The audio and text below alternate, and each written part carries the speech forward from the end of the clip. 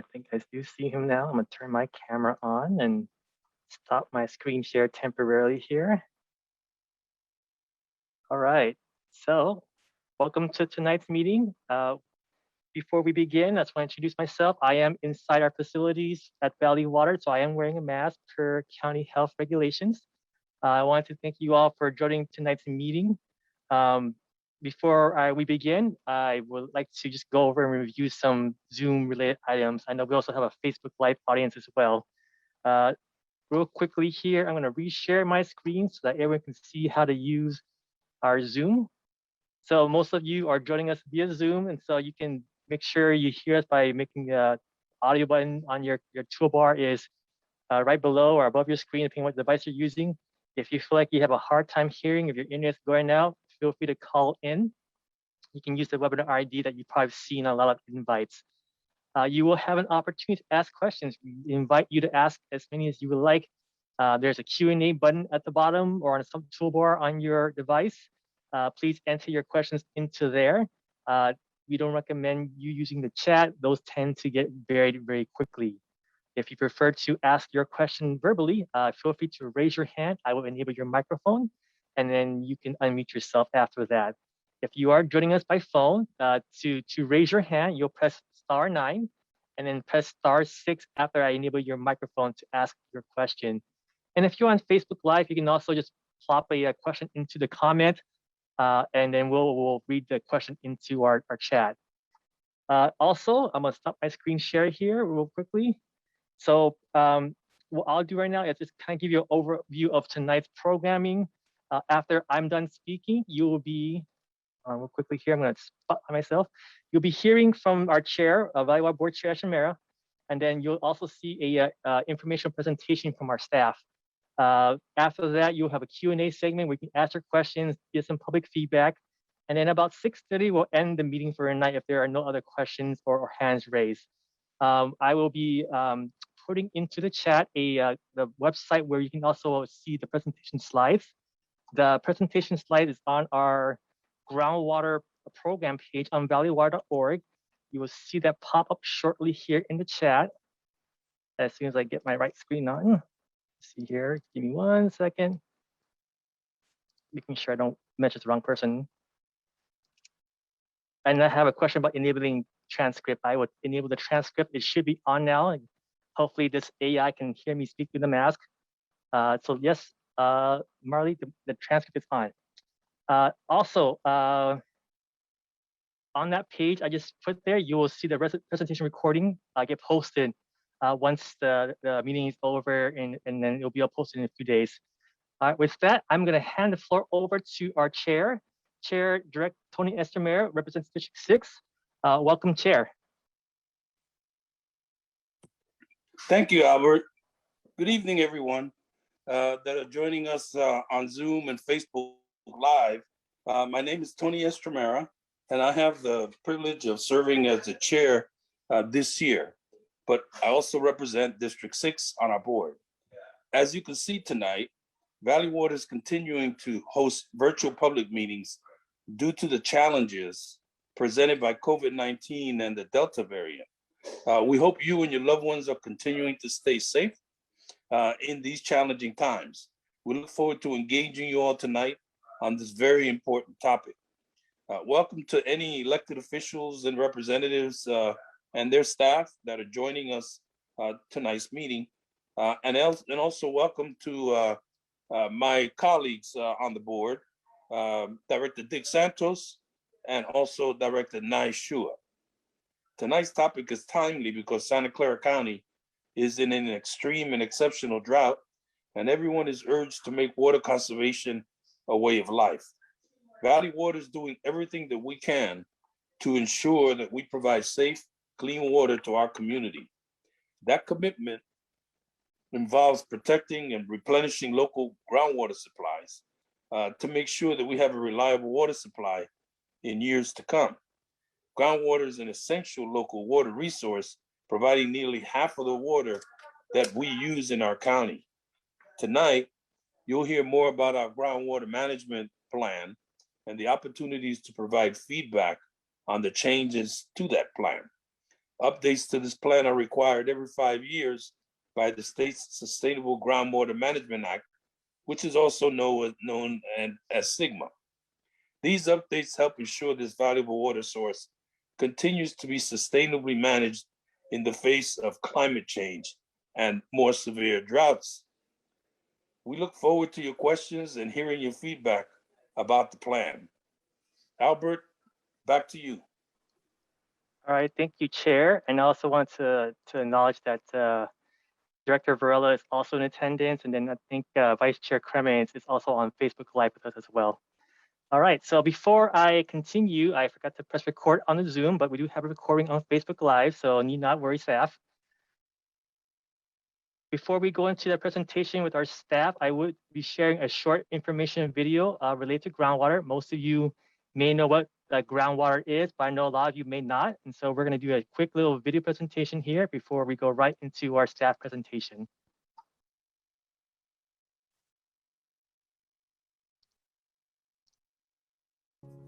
Santa Clara County is a large region with nearly 2 million people and thousands of businesses. Unfortunately, there isn't enough local rain or groundwater to support the demand. So more than half our water originates hundreds of miles away in the Sierra Nevada mountain range.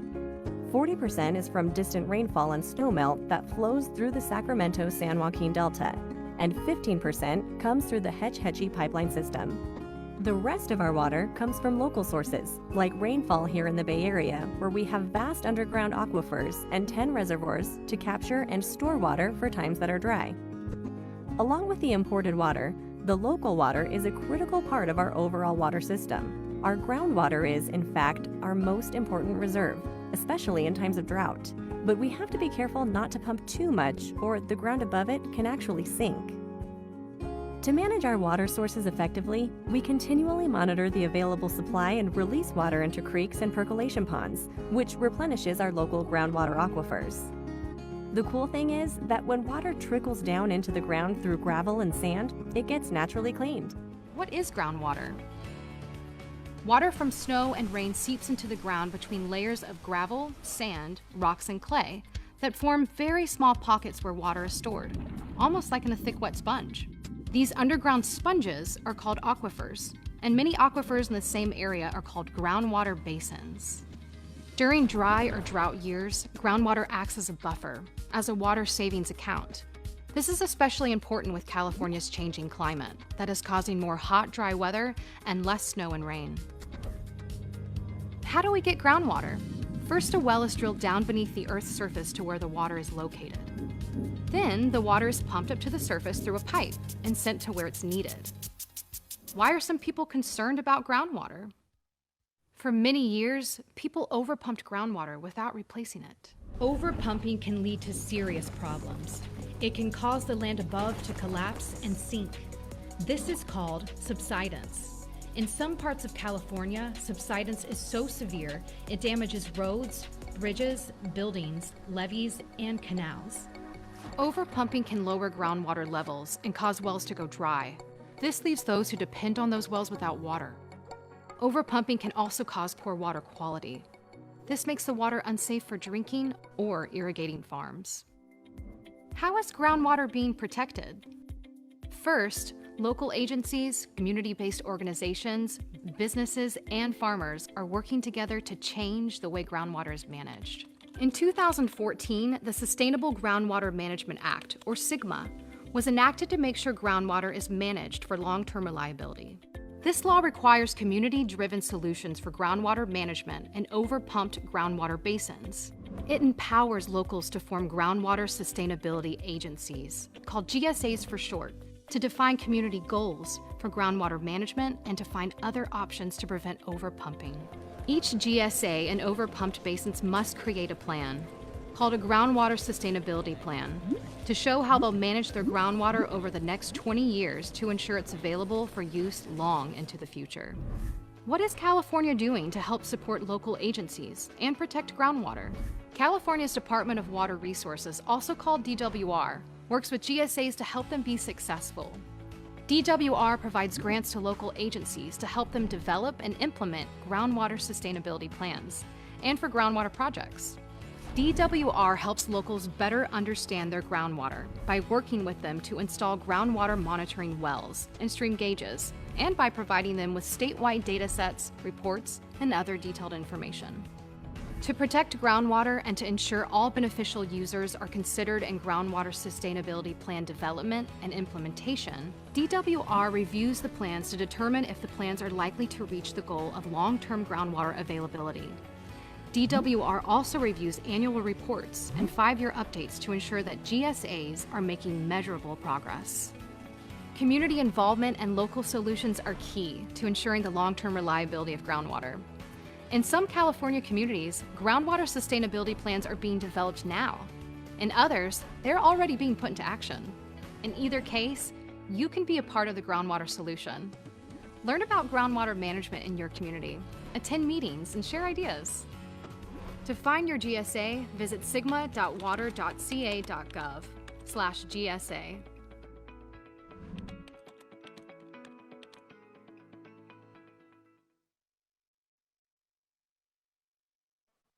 All right, and if you're here, we're your GSA from that video. I just want to acknowledge about the 32 participants we have here on Zoom and about another 4 on Facebook Live joining us tonight. Again, if you would like to follow along with the presentation, you can go to this website to download the PDF for this presentation. Other than that, I am going to hand the floor off to Jason Gurdak, our Senior Water Resource Specialist, or should I say Dr. Gurdak. He's got a PhD. He's from our Groundwater Management Unit. Jason, the floor is yours. Okay, well, thank you, Albert. Good evening, all, and welcome to this public meeting about our groundwater management plan for continued sustainability of groundwater resources here in Santa Clara County. My name is Jason Gurdak, and as Albert said, I'm a Senior Water Resources Specialist in the Groundwater Management Unit. And before we start with the presentation, I just want to thank all of you for taking the time to join us this evening. I'm always excited to talk about groundwater sustainability. It's a topic I'm very passionate about, and all of us here at Valley Water are passionate about. And I know so many of you in the community, groundwater is so important to all of you. So thanks for joining this evening. Okay. So the plan, we're going to start off with this short presentation. I'm going to try to keep it to about 25 minutes. And there's really 3 topics we're going to touch on. The first, I'm going to go over the importance of groundwater here in the county, and I'll briefly touch on how the drought has been impacting our groundwater supply. Second, you've already got this little introduction from the video about SGMA, the Sustainable Groundwater Management Act, but I'll give you a little bit more background and introduction to SGMA. And then really the point, the goal of this meeting is to really give you a high-level overview of some of the proposed updates that we're making to our groundwater management plan. And so after this presentation, then there'll be opportunity to ask questions, and we'll provide answers about our management plan.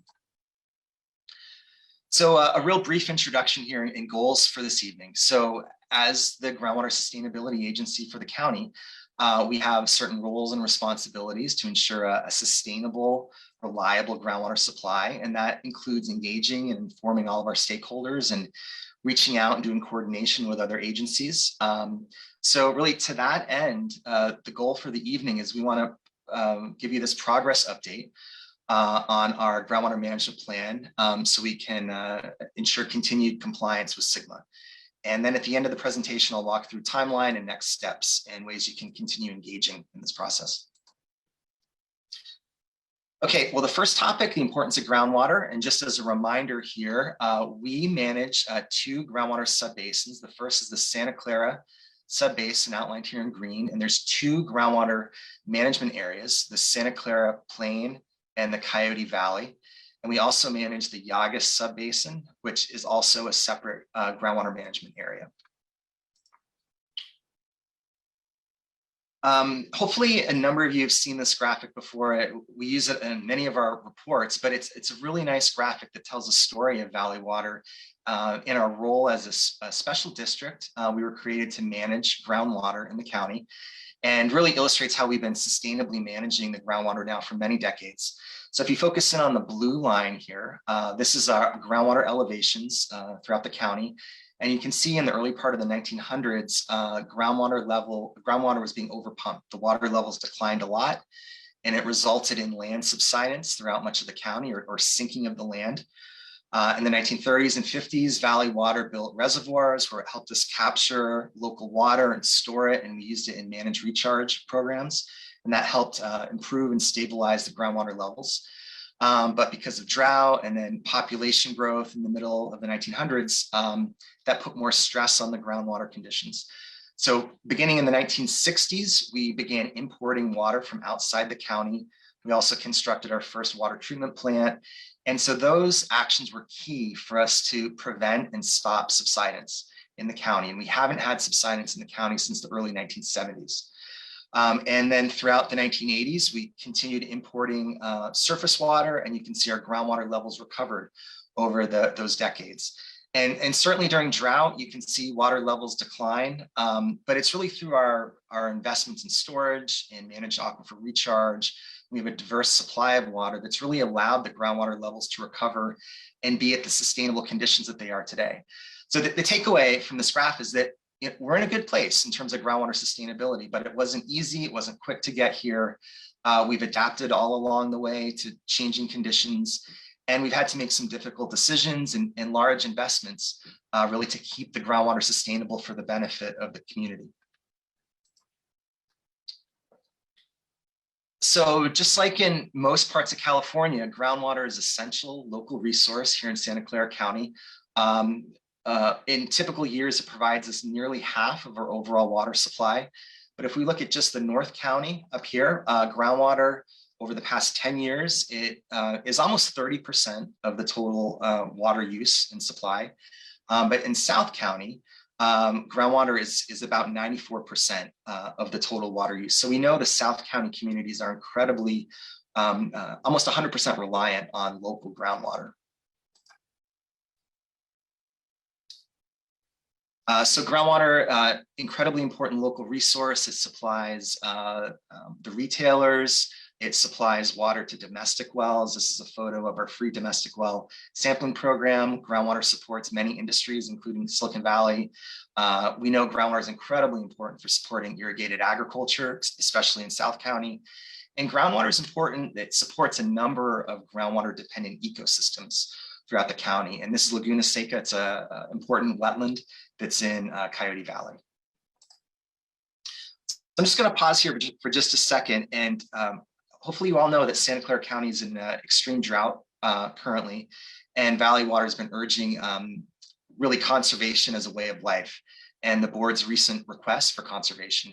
And so Valley Water, we're doing everything we can to provide safe, clean water to the community, and that certainly includes protecting and replenishing our local groundwater supply. So if you haven't already, I'd encourage you to check out watersavings.org. You can learn a lot more about the drought and what you can do to help conserve water. Okay, so because we're in the extreme drought, I just want to give you a snapshot of current groundwater conditions throughout the county. And so I've picked 3 of our regional index wells, one in the Santa Clara Plain, one in Coyote Valley, and one in the Yagas Subbasin. And what you're looking at are, these are the hydrographs. So this is depth to water versus time at those 3 wells. And I've highlighted here in these 3 boxes on the left, that's the maximum depth to water that we experienced during the peak of the last drought in 2014. And so you can see after the drought, the water levels recovered, and starting in about 2019, water levels at many wells, and especially through 2020, have declined.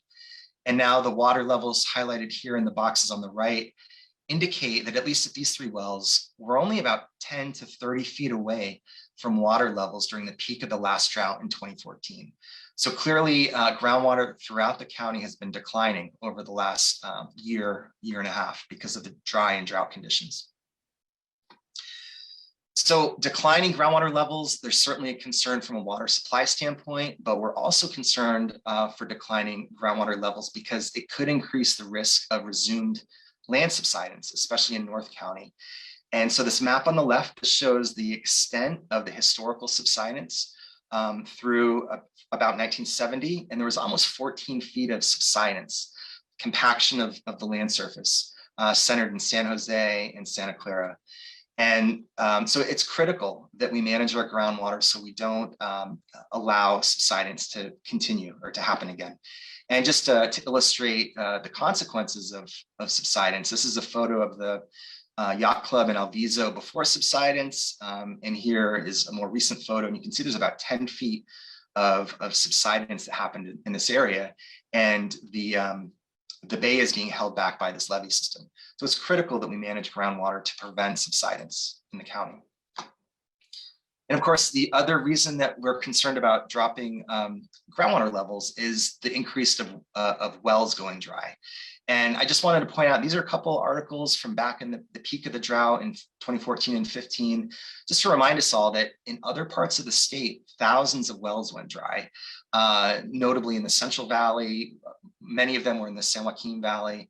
And we're starting to see similar articles. There was just one yesterday in Circle of Blue about wells going dry in Northern California. And so we're especially concerned about wells going dry, especially in South County. It's, again, nearly 100% reliant on local groundwater. So given the current drought, I think it's just important to look back to the last drought from 2012 and 2016 and see how the groundwater conditions were managed, how we managed the system. And these are the same three hydrographs I just showed you a few slides ago. And what I did is I've included this green arrow to highlight how quickly the groundwater levels recovered after the drought. There's a very sharp V-shaped recovery in the water levels in these hydrographs. And the reason for that is that Valley Water took prompt effective action, largely based on all the data we collect. We have a large monitoring program.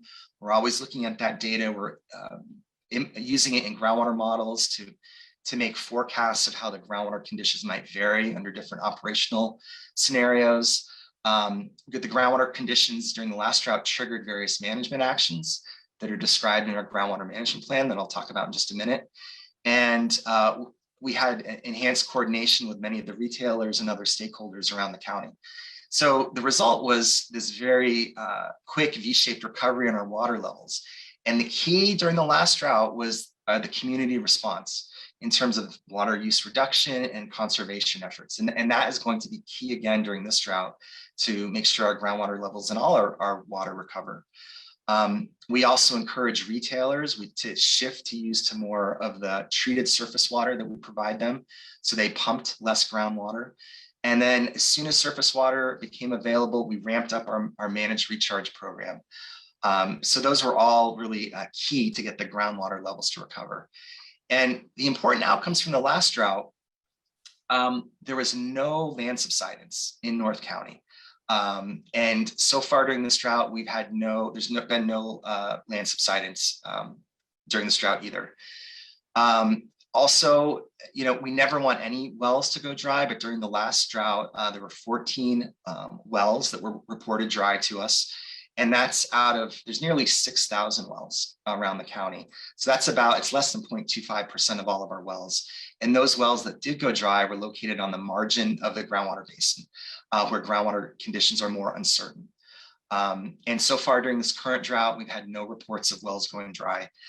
So the key with all of this is that there were a lot of important lessons that we learned during the last drought that we're using with the current drought. We're always adapting and applying those lessons to better manage our groundwater.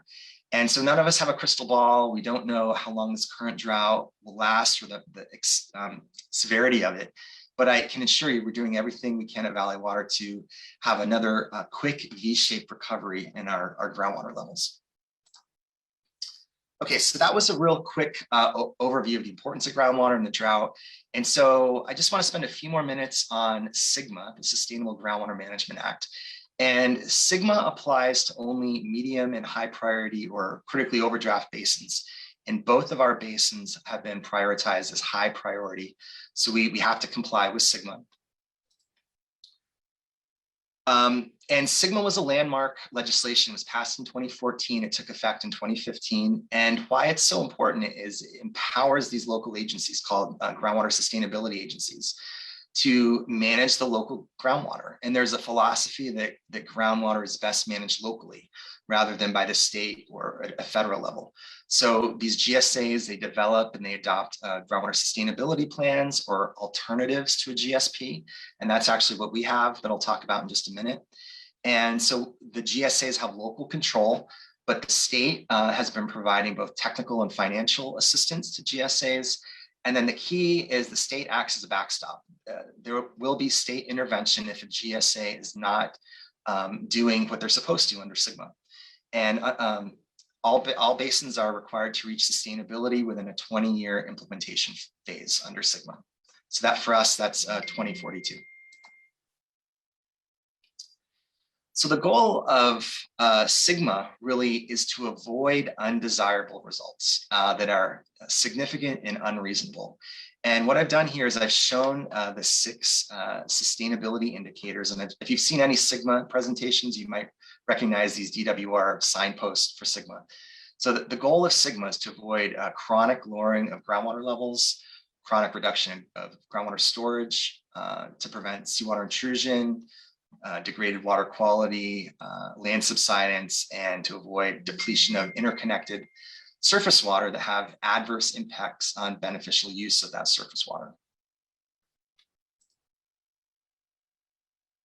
So just to give you a brief history of Valley Water, in 2016, our board approved us as a groundwater sustainability agency for both the Santa Clara and the Yaga subbasin.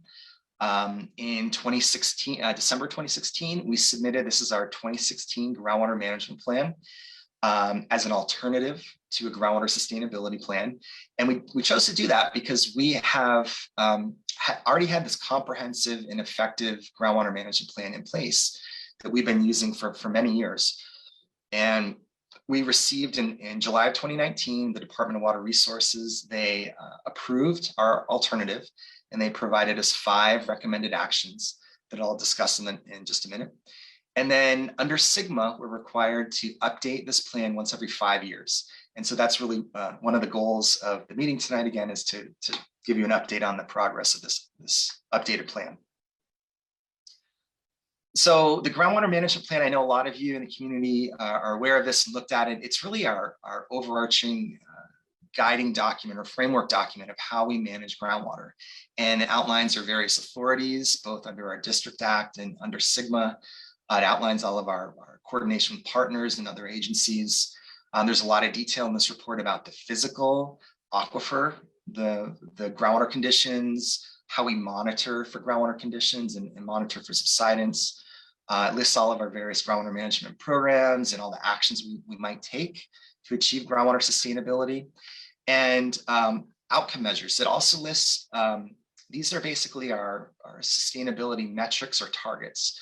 And in the 2016 plan, we had 4 outcome measures, 1 for groundwater storage, 1 for subsidence, and 2 for groundwater quality. And here's the link. If you haven't seen our management plan before, it's up on our website. So the management plan, like I said, outlines all the programs that we use to effectively manage our groundwater. And as I showed you just a minute ago with those hydrographs, groundwater levels normally decline during drought. That's very common. But over the long term, our groundwater is sustainable, it's balanced, and that's in large part due to our Managed Aquifer Recharge program. And that's a program where we intentionally divert surface water we have over 100 recharge ponds, like the Page recharge pond shown here, where we replenish or recharge the aquifer. We also have several in lieu recharge programs. So in lieu or instead of pumping groundwater, we provide treated water to retailers so they pump less groundwater. I mentioned water conservation a minute ago. That's a really effective in lieu type of recharge program, because if we're using less, then we're not pumping as much groundwater. And we also have a small but growing recycled and purified water program. And over the years, we've done a lot to protect also the quality of groundwater.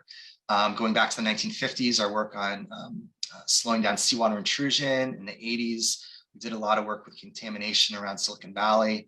More recently, the nitrate and salt loading work we've done, and more recently, PFAS, or the forever chemical. We've been working with agencies to protect our groundwater as well. And so we continue to coordinate with a range of agencies and stakeholders to better understand the groundwater conditions and to protect the groundwater. Our management plan also details all of our programs to better understand the groundwater conditions. And it outlines our monitoring networks for groundwater levels, for subsidence, for groundwater quality. As I mentioned, we use a lot of that data to maintain groundwater models where we can make forecasts of how the groundwater system might respond to various scenarios and operational decisions we might make.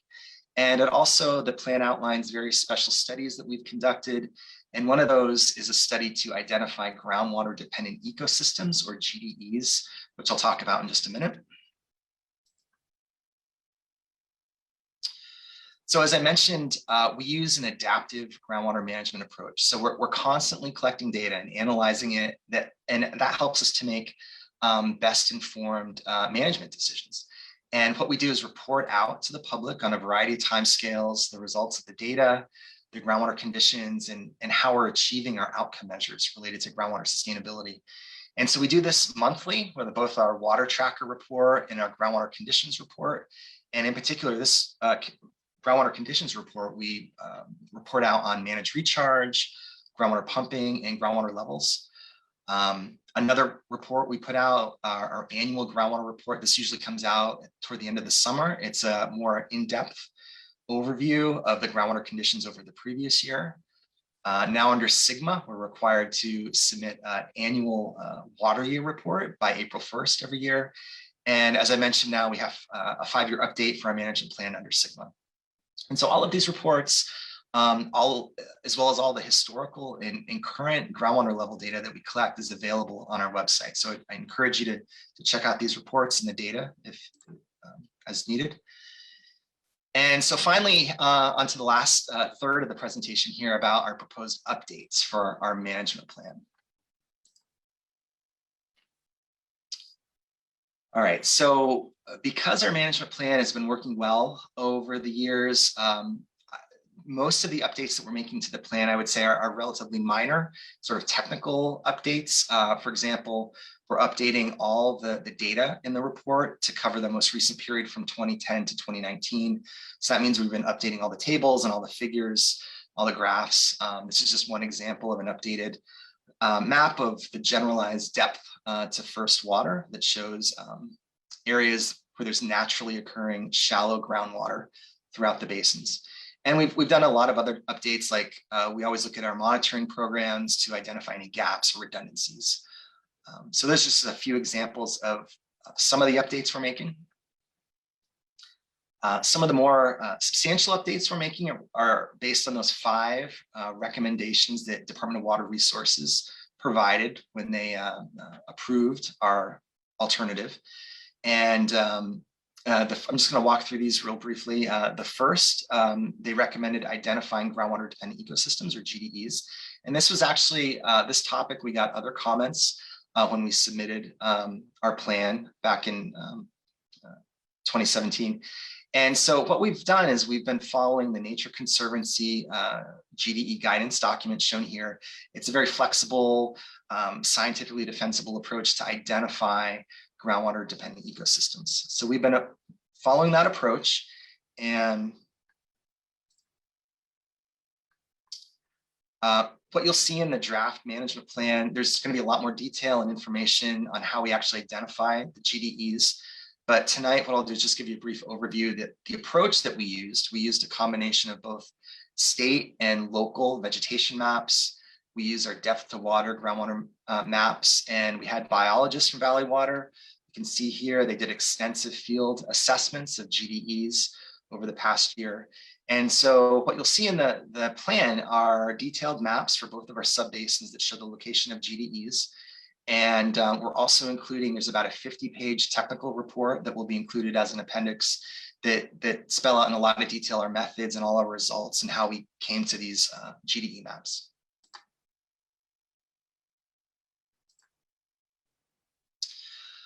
The second recommendation from Department of Water Resources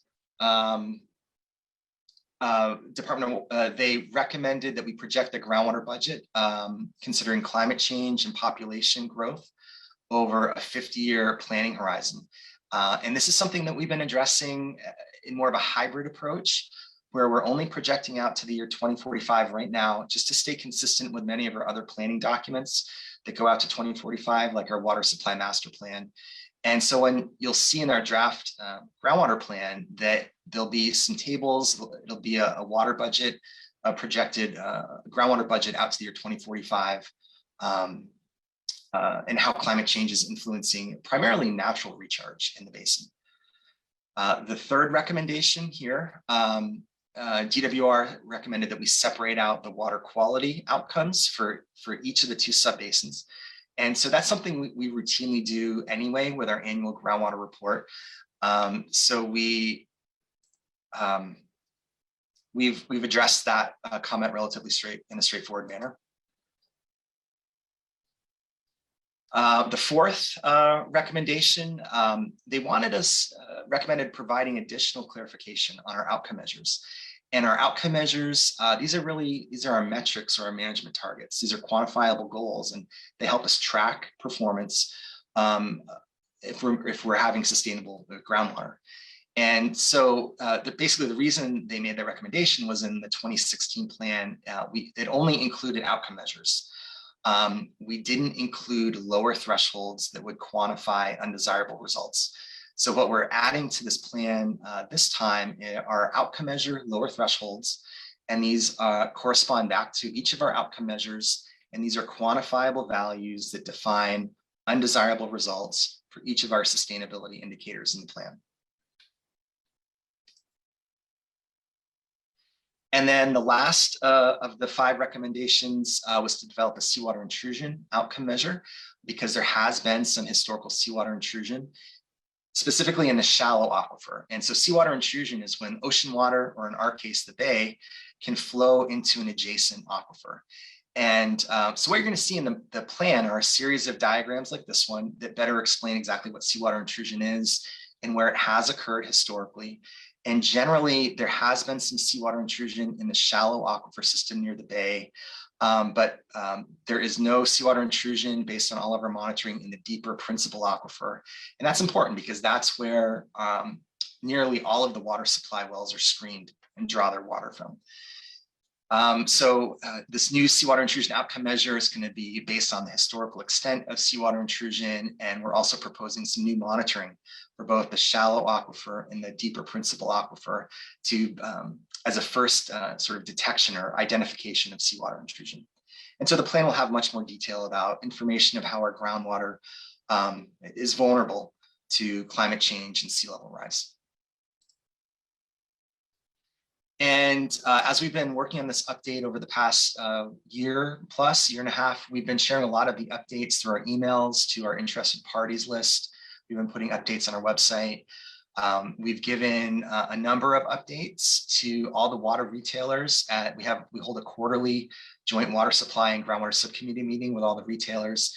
And in fact, tomorrow we have an update meeting with them about the plan. So we've been sharing updates with the retailers. We've also been providing updates to the board, our board's advisory committee for water conservation and demand management. At nearly all the public meetings over the past year, we provided some brief updates about this plan.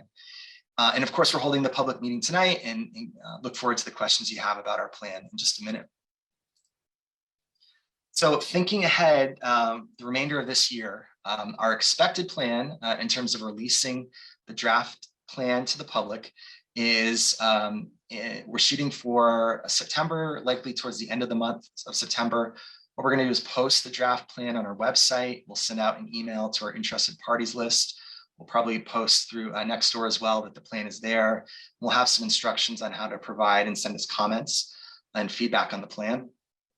And as I mentioned, we've been going to the Water Conservation Demand Management meeting basically every month, but what we're planning on doing in October is going to that committee and walking through the draft plan with them to get their approval before we go to the full board in November.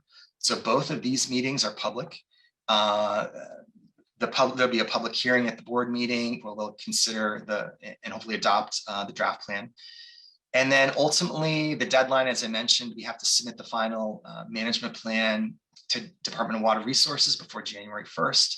And then once we post it there, it will be available on the DWR website, and it will also be, we'll post it on our website as well.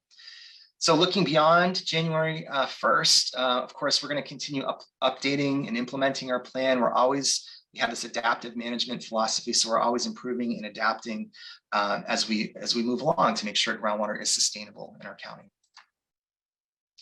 So that's what I had planned for the presentation this evening. So I just, again, wanted to thank you all for participating and engaging in this process about groundwater sustainability.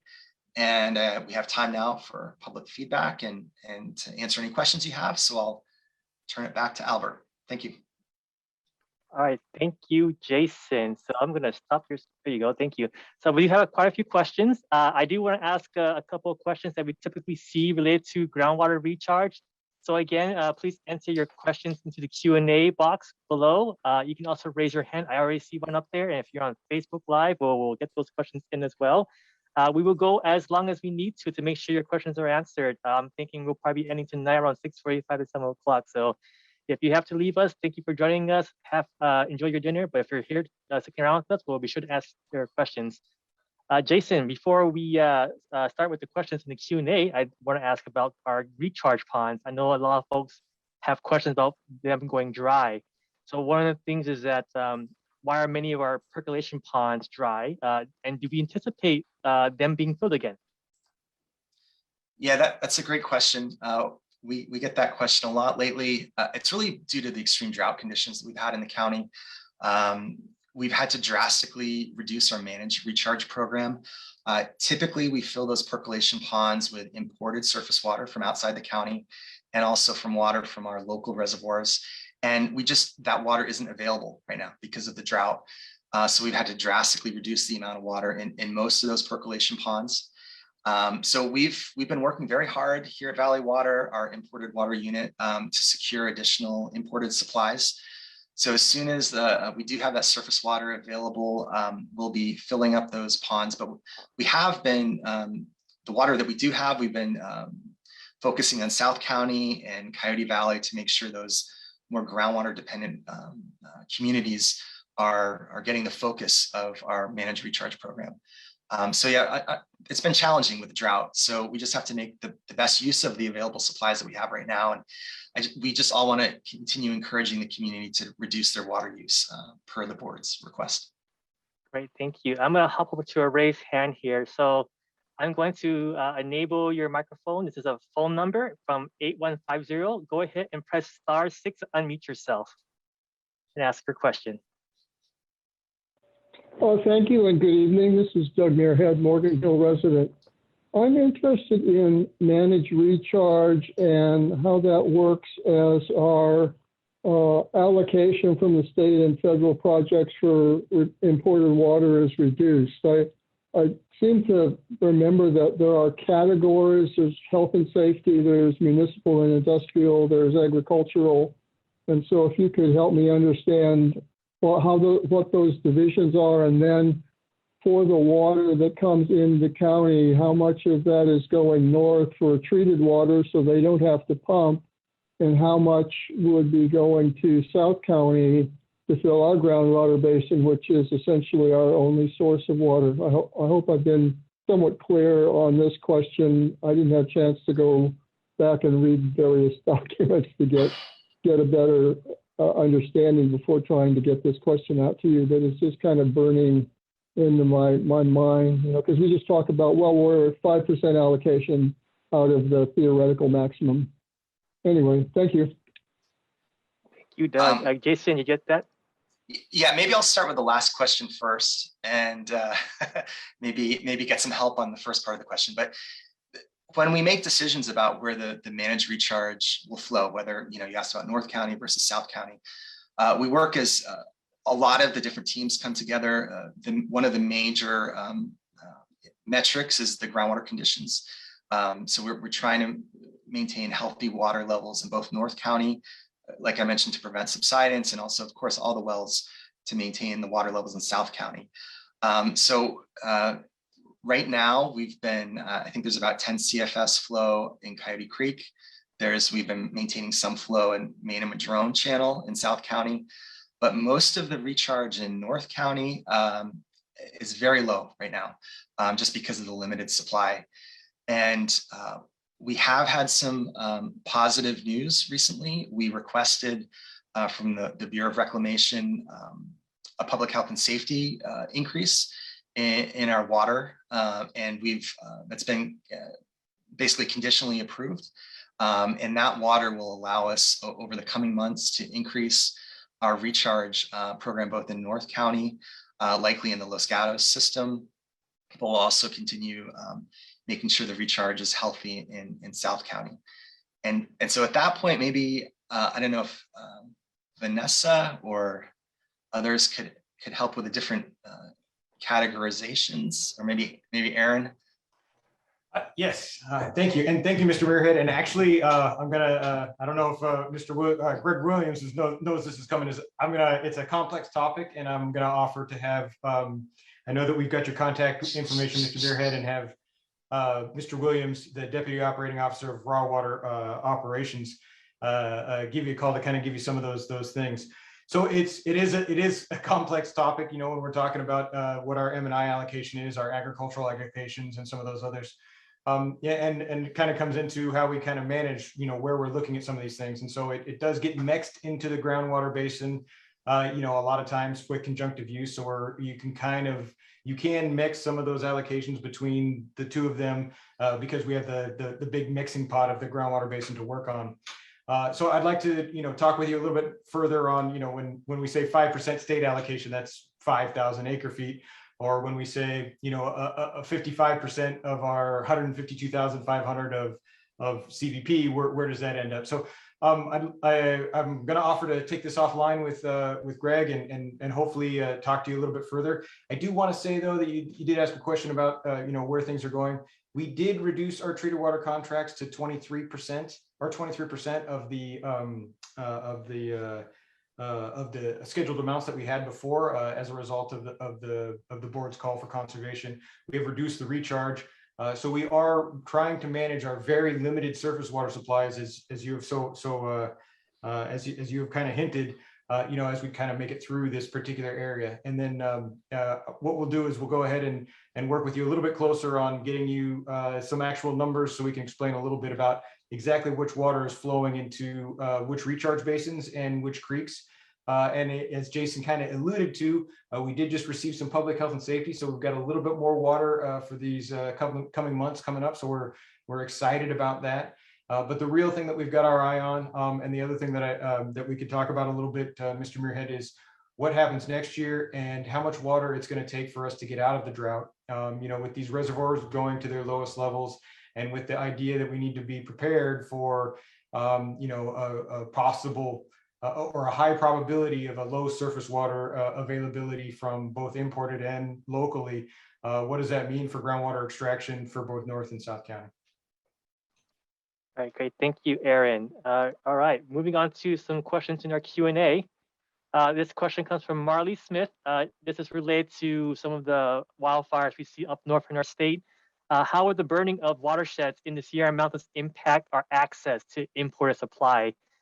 Aaron, I think this may be you, but Jason, if you have an answer, feel free to jump in as well. Yes.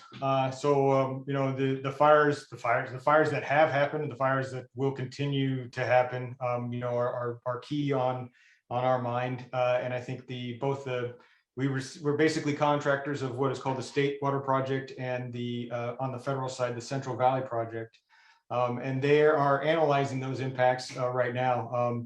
And the other thing that they're looking at, of course, is, you know, whenever you have those large, you know, those large burn scars and other things, you've got increased sediment, you've got different types of runoff, you've got water quality concerns, algal concerns, taste and odor concerns. They do have plans to address these, but it typically will remain in usually results in less water being available, and also typically results in you know, a slightly different water quality. But of course, I also want to talk about the water that goes through our treatment plants and goes through everything else is 100% safe to drink. we're always up and ahead of making sure that we coordinate with them to understand what the water quality concerns are, how we can work through those, and how we have our state-of-the-art treatment plants can take and address those water quality concerns. So yes, typically, those fires come into increased sediment into the reservoirs, which means less supply. And then, of course, then there's some water quality and some other concerns on that, with that particular area there too. Great, thank you, Aaron. I'm going to jump to Facebook Live questions here. This is a question from John Levitt. He acknowledges that he's a very active hiker and it's seen a lot of the low reservoirs himself, but he does have a question related to what we anticipate in the future, 2022. So can we expect a quote unquote dump, I guess, of rainwater, or do we anticipate light rainwater? And if so, what's the plan? Jason first, or Aaron, come on back. Yeah, I think everyone here is hoping for a lot of rain, a lot of snow this winter. We don't really know, right? If there is a lot of rain, a lot of snow, of course, that's going to be better for our outlook next year. But we're planning for a range of scenarios, and current scenarios, we will probably have some water that we can carry over till next year and use next year if next year continues to be dry. I don't know, Aaron, if you can add anything more to the outlook over the winter. No, that's an excellent question. And actually one of the reasons why, our board has called for this is looking ahead. We have actually, Jason is an expert, not only is an expert at presentations, but he's also an expert modeler and other things. So we have very complex models where we are running scenarios so that we can understand. And as I alluded to before, we are extremely concerned about what happens next year. And we are, we're keeping the board, with the best information we have available. And the possibility of needing to take further actions if we don't have a wetter November, December, or if we're unable to reach the calls for conservation, which the board has recommended.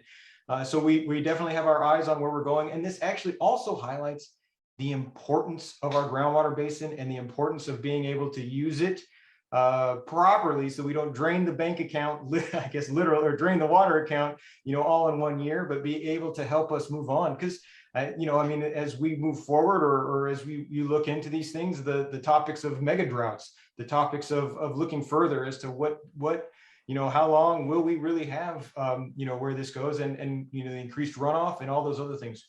We have teams of people looking at making sure that we, make these future investments in recycled water, in additional storage, and diversification of groundwater storage in other places. I guess we didn't really mention that, but we actually, not only are we, using our locally supplied groundwater bank here, but we actually also are partners in another groundwater banks where we can also use some other imported water. But anyway, jumping back, the question of looking at 2022 and what 2022 is going to come, we optimistically hope that we get a great year with the right amount of water with no flooding. But we are prepared and monitoring so that we know that we're calling for conservation now, so that we can be prepared, because a drop saved today is a drop that we're going to have available for 2022. And if we see this drought continuing on through those years, then we're going to work with the board to make sure we make the right calls on what we need to do to make sure that we don't drain the groundwater bank all the way.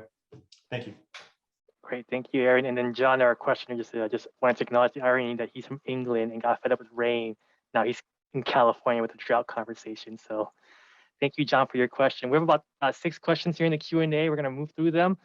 Ava Lazor asks, is proactive sampling being conducted to delineate the presence of PFOA or PFAS in the subbasin? So I'm going to go with Jason first. Yes, and I actually, I might ask Vanessa. Vanessa's more of the expert on PFAS and can explain that. Vanessa, the floor is yours. Yeah, good evening, everyone. I'm Vanessa De La Piedra. I manage Valley Water's Groundwater Management Unit. So great question, Ava. And just so everyone knows, we have a lot of acronyms in groundwater, but PFOA and PFAS are 2 compounds, basically chemicals, that are part of a larger group of substances called per and polyfluoroalkyl substances, which are often called PFAS. They're often called forever chemicals because of their persistence in the environment. And they've been used very widely in products that resist heat, stains, and oils. So Teflon, Gore-Tex, all those kind of products that all of us have widely used for a long time. So they're not currently regulated in drinking water, but they will be, several of them, including PFOA and PFAS, which Ava mentioned, will be regulated in drinking water within the next few years.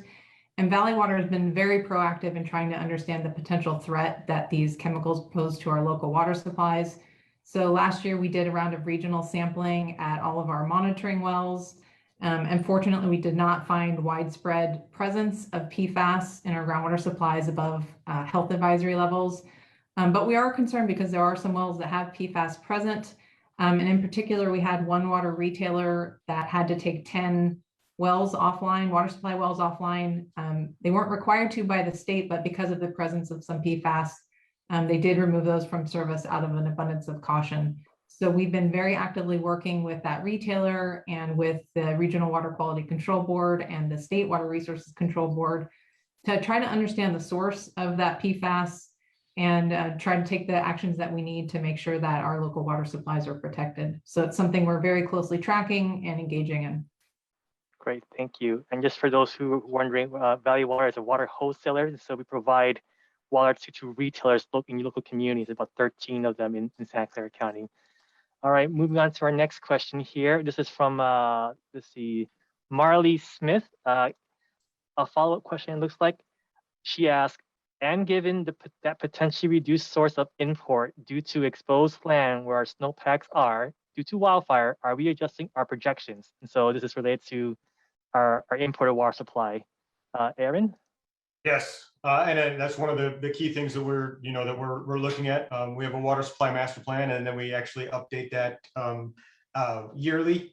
We have a map plan and some other things that we look at that looks at projections, and then the water supply master plan, of course, is looking at the suite of projects that Valley Water needs to have a sustainable, or the Santa Clara County needs to have a sustainable water supply into the future. We do know, and I guess it's highlighted, kind of right now during this drought or during other times, that being reliant on imported water and the amount of imported water that we may have available into the future may not be as much as we need to, make sure we're being good environmental stewards, making sure we understand, we have water in various places, and making sure that there's more and more people or going for that water in the Delta. So we do have projections for our imported water allocations moving forward. And that's why we have a lot of, with the water storage exploratory, the board has a whole committee dedicated to just looking at the future of water storage or other future water supplies for Valley Water. We are currently looking at quite a few options. So we have our Pacheco Reservoir. We've got some interest in the Los Vaqueros expansion project. We've got some interest in expanding our groundwater banking diversification. And then the chair is on, so I know that I got to plug this, is that recycled water. So, one of the great, once we get over the maybe the ick factor and some of those other things, recycled water is a locally controlled, relatively drought-proof supply. The costs are there, but it's something that we definitely, the board and the board chair are very very passionate about. We have a advanced water purification center. Not only that, but we're moving forward with a public-private partnership for an approximately 10 million gallons a day, a purification center, a new purification center. So we do believe that's part of the future. But so yes, our imported water supplies, to meet all the environmental requirements, to understand all the other things that are happening with those things, they may reduce due to climate change and due to other things in the future. And so we have a program where we're looking at making sure we can diversify our supplies. And actually the storage part of it would be being able to take those supplies when it's wet and when there are what we'll call excess or flood flows and put them in and save them for a rainy day, much like the groundwater bank does, or much like our groundwater does. Thank you, Aaron. You definitely prompted me for this next question from Carol and Gilroy. So you mentioned the groundwater recharge from the Purified Water Project. Carol and Gilroy asked, Is there any way to use gray water from, I guess, our home laundry use to replenish groundwater, i.e. use a large perforated pipe in the ground and fill it with gray water? Well, interestingly enough, much of South County is on leach fields, but we won't. I won't go into that.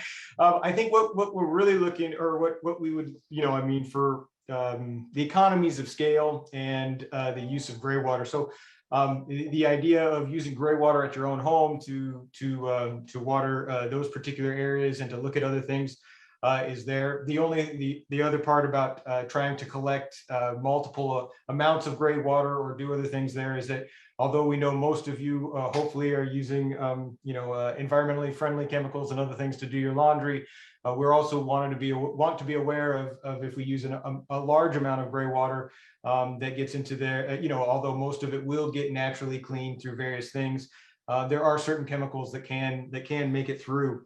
So there is we strongly support the use of gray water, the reuse of your gray water for your local landscaping and for other local uses at your facility. The economy of scale of trying to collect a lot of gray water or treat it before we put it into the recharge ponds could be a bit cost prohibitive and difficult. That being said, that's a great ideas. I think that we are at this point with this drought or with these other things that are going on, we're looking at partnerships. We're looking at trying to figure out, are there other ways? Is there some industrial effluent? Is there other things out there that we can use to help us? And so great thought. All right, thank you, Aaron. Just time checking here, we have about 5 questions to go through, and so it's what 6:34. We're working through, and thank you for actually 4 questions. So this is from Stan Williams. Do the projected water demands in the groundwater management plan reflect the 2020 MAP or MAP report revised demands? Jason?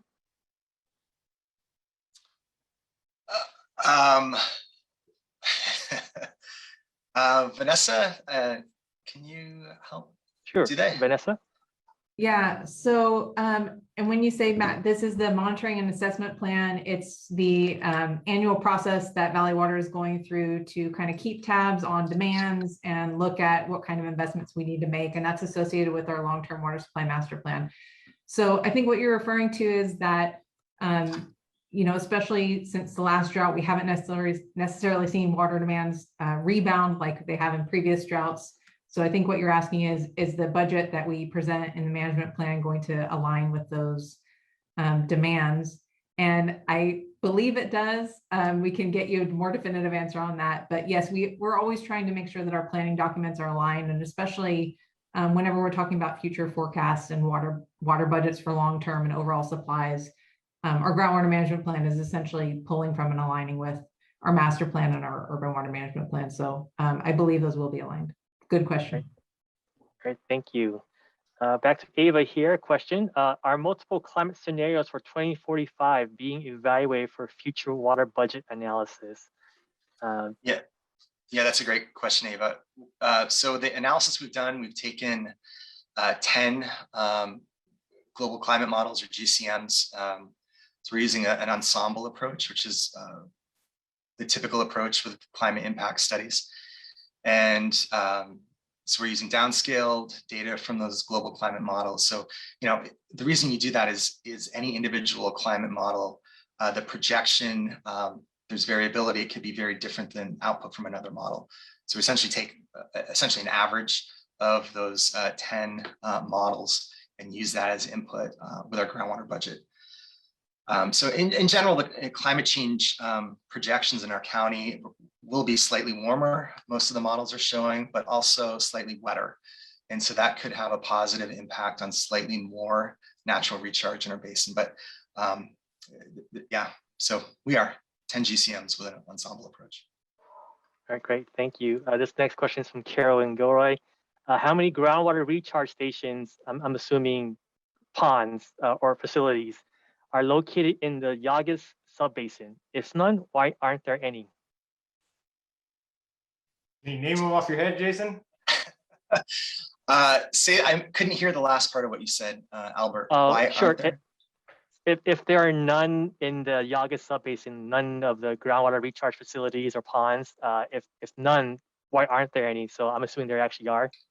Yeah, There I'll start you out, Jason.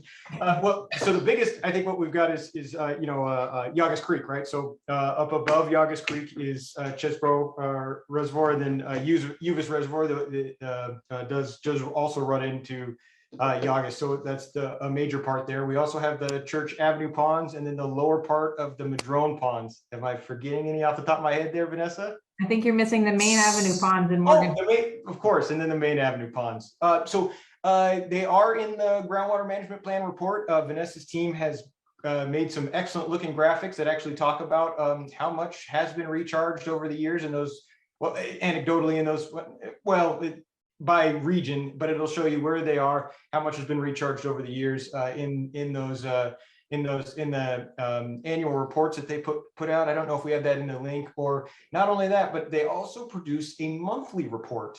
Oh, I know it's getting late. I'll stop talking in a second, but they also produce a monthly report. Please, maybe Albert, you can put that in the link. It talks about some of the groundwater levels and has some other maps on there. There's an appendix in the management plan that lists all the recharge facilities. Yeah. All right, great, thank you. Last question in our chat box here.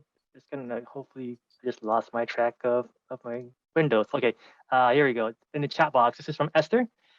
We're in a severe drought. Why is shallow groundwater, 6 to 40 million gallons per residential basement, still being pumped and dumped into our storm drains for underground construction? It discourages conservation. So thanks. That's a great question. Shallow, just to give a little background, shallow groundwater, it's naturally occurring in many parts of the county, and that has a lot to do with the local geology. And so much of that shallow groundwater is essentially disconnected from the principal aquifer that's our primary water supply. So more background, just a lot of that, the shallow groundwater, it discharges into creeks and into the bay. So any of that dewatering from the shallow aquifer, it basically returns back to the same system that it was. So you bring up a valid point. I mean, there is a lot of dewatering from the shallow system. There's a lot of challenges though. The dewatering is often temporary for construction, and it's very challenging to get any infrastructure to those locations to essentially collect and use that water. Often the shallow water is more vulnerable or more at risk to contamination.